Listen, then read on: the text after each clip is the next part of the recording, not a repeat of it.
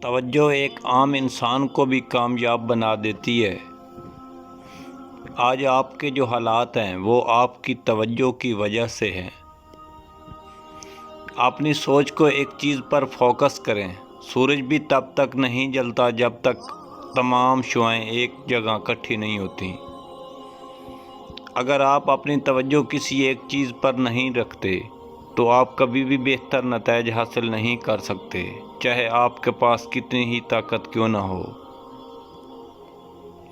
بہتری مسلسل نئی چیزوں کو شامل کرنے کی بجائے غیر ضروری چیزوں کو مستقل طور پر ہٹانے سے آتی ہیں۔ آپ کی توجہ بے اثر چیزوں کا بااثر کر دیتی ہے۔ زندگی بہت آسان ہے۔ ان چیزوں پر دھیان دیں جو ضروری ہیں، باقی کو چھوڑ دیں۔ وہی چیز آپ کو کنٹرول کر لیتی ہے جس پر آپ زیادہ توجہ دیتے ہیں۔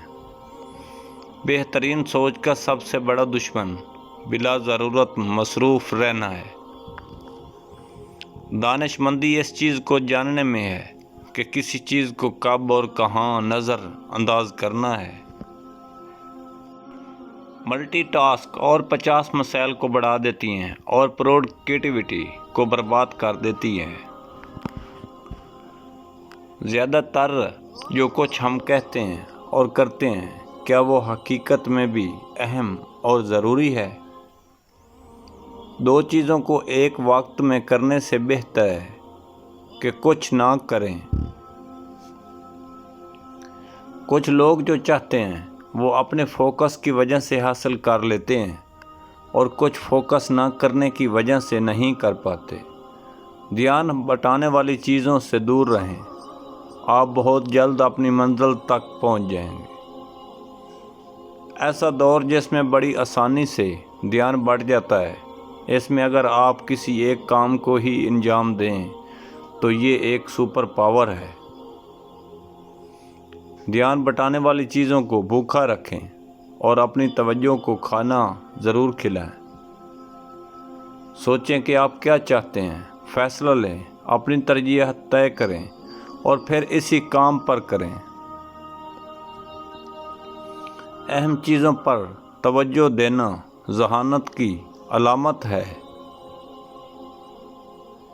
ابھی آپ جو کچھ کر رہے ہیں اس سے آپ اپنا فیوچر بنا رہے ہیں۔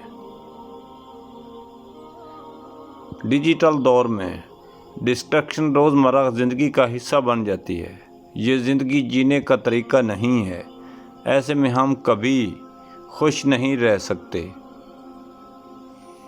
آپ کا مستقبل اس پر منحصر ہے کہ آج آپ کیا کرتے ہیں، نہ کہ کل۔ مصروف ہونے کی بجائے کچھ پروڈکٹیوٹی کرنے پر دھیان دیں۔